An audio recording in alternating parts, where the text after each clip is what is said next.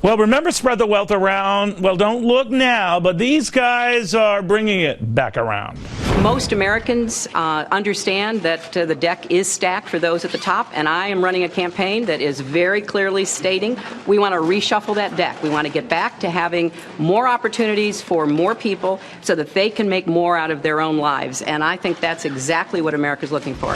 At a time when trillions of dollars in wealth have been shifted from the middle class and working families of this country to the top 0.1%, this legislation would impose a speculation fee on Wall Street investment houses and hedge funds.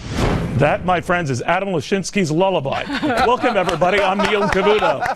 And she wants to reshuffle the deck, and he is all but giving away the deck. But are we the ones who end up just getting decked?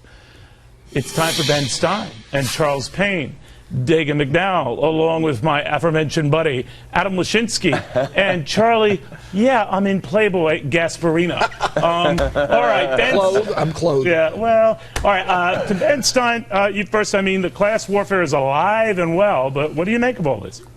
Well, envy will always be alive and well, Neil. Envy is a basic part of human nature. It's very sad to me that the Democrat Party has to rely on envy still after all these years to whip up votes. But they're dealing from underneath the deck. They're dealing from under the deck because compulsory equality always means compulsion by the government. Equality of opportunity, equality before the law, everyone wants that.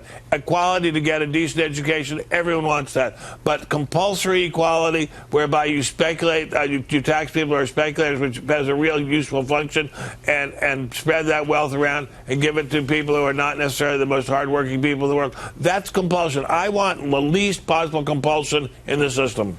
You know, Adam Lashinsky, the one thing I do admire about Hillary Clinton on this subject is she's the one who said she would want to topple the 1%, which means her goal is to topple she and her husband. But leaving that aside, we tend to forget there have been a lot of very, very wealthy Democratic candidates for president, and those who ended up being president. John Kennedy comes to mind, FDR comes to mind. But I guess the best... Lyndon Johnson. Absolutely, the best defense is a very good offense. But don't you, even you, Adam, find it offensive? I mean, Roosevelt is a great example. He was hated by, his own people. He was seen as a traitor to his class, I think was the expression that was used. No, I don't find any of this offensive. I think we lead to conclusions a little bit, Adam. Come on, a little bit.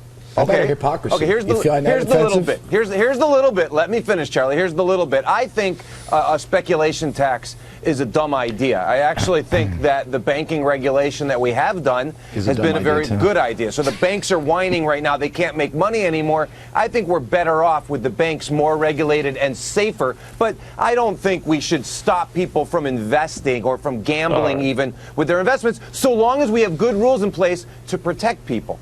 All right, that didn't answer my question. I have no idea what you were talking about, but I agree. I think I do.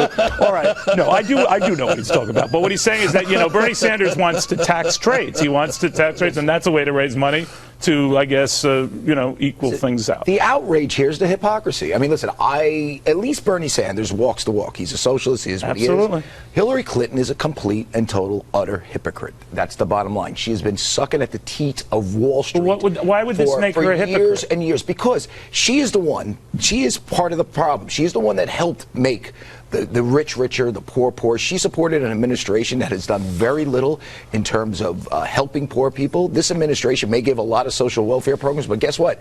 Rich people got a lot richer under this administration. But don't rich people always get richer? And in terms of, well, they do when there's, the middle class and the lower classes move up the rung when there's decent fiscal policy like lower taxes. That's what generally happened. And what is fascinating about Hillary Clinton is that all these hedge fund guys, they're her friends.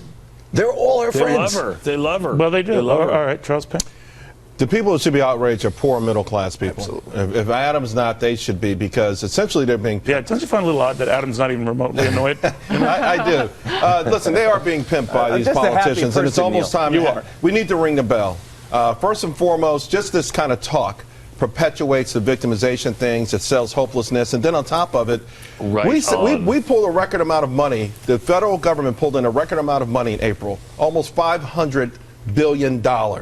It took in from higher taxes, corporate profits. It took that money in. Has not alleviated the pain of anybody watching this show. It is the wrong thing to do. All they're doing is using these people as a front to build bigger, more powerful, giant government with no real solutions. It just makes it worse, not better. What do you think, Dave? It comes down to one of two solutions if you want to close the income gap. If you're a Democrat, you bring the top down. You take the money from wealthier Americans and you hand it out to lower income Americans, which the Democrats have already begun to do, which is not yet working. Or, it will never work. Or you try to bring people at the bottom up by growing the economy and creating jobs. That is the American dream. The other, what the Democrats want, that's Europe. And it's a disaster. No offense. Who gave Wall Street all these benefits back in the 1990s? It was Bill Clinton that deregulated Wall Street to such a great extent. You created these monstrosities like Citigroup, which blew up. I mean, she leaves that out on each and every one of these class warfare tirades. Ben, what do you make of all of this?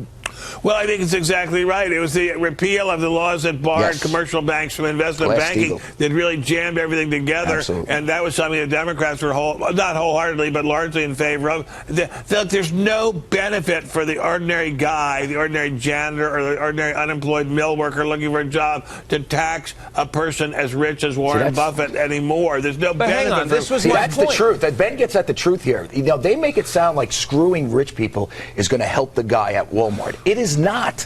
It's going to make your job prospects a lot less relevant. You are going to be worse off. But you're misstating. No, think about what they're saying. They're talking about a transaction tax. How stupid is that? I'll tell you. He's against it. He just said he's against it. The whole class warfare thing Bernie is stupid. Sanders said exactly that. Bernie Sanders was saying exactly that, Adam. And I was saying that I don't think it's the best idea. But here's the point. We all know that we have now decades of data over bipartisan administrations of a growing income inequality gap. And so the question is, great over the last 8 years. The question is, do we do something about it, or do we pretend it doesn't matter? Everything will be hunky dory. What you're doing is that will just be fine. Adam, why is it a problem if there are a lot of rich people and a lot of poor people, and less people are actually hungry, don't have a roof over their head? Why is it bad for there to be a lot of rich people? And by the way, by any objective measure, Adam, your way of doing things is not working. We've had a class warfare president. We've had high taxes. We have regulations. Let me answer Ben's question. Rich are getting richer and poor getting poorer. I'm going to say something I'll bet you Neil is going to agree with, which is that you let it go on long enough and people get pissed off, and then you've got problems. You've got societal problems. Why is it longer now? That's why we that makes no sense. But that doesn't mean... That makes zero sense. It's worse now than it was before. The Democrats are demonizing the people who are the great American success stories, which Charles talks about all the time. I look at the Forbes 400, and I see Bill Gates and Mark Zuckerberg and Larry Ellison, and I want to be clear, I'm not demonizing. And Phil Knight. I see incredible success stories, men who have created don't you partially resent don't you partially resent that you're not on that list? I only resent them because they're mostly married. But there's a difference. There's a difference between resenting not being on the list and resenting those who are on the list. And one other thing. How do you say this aspiration? You know, that's what America's all about. I want to leave on this. I wish I had more time. It's a good subject, but if the economy just grows at, let's say, 2 or 3%, and let's say everyone across the board, from the poorest to the richest, grow their assets or their income, their wages, whatever, by 2 or 3%, that chasm will get wider and wider and wider. But Neil, it's just a fact. But focus on the economy and not the inequality. But think of it this way: we've had 7 years of focusing on inequality, high taxes. We had more than that. We had to remember the LBJ Great Society is 50 years old. I know, but it hasn't worked. This is a different point. 7 years of President Obama doing this and Adam supporting it, and guess what? The wealth gap has gotten greater. It's gotten greater, and also empirically, in cities, it's not working. It's gotten greater in cities and states run by Democrats for years. Detroit, Baltimore, Chicago, wherever you go, a Democrat has been in place there for 50 years, and they've made it worse with these policies. You've not known any Republican screw-ups? And these major cicies that were once the beacon of the world, Detroit was the Paris of the West. I think you're just a hater. And you're blinded by your politics. How about New York? In 1959, they have a number of One last thing, though. You and a very wise man named Ben Stein earlier this week on your news on your 4 o'clock show were talking about there's a lot more that the Democrats can take from the wealthy in terms of how high the tax rate can go. Absolutely. You're absolutely right. But still won't help the poor. Still won't help the poor. I agree with you. All right. But you still are a hater.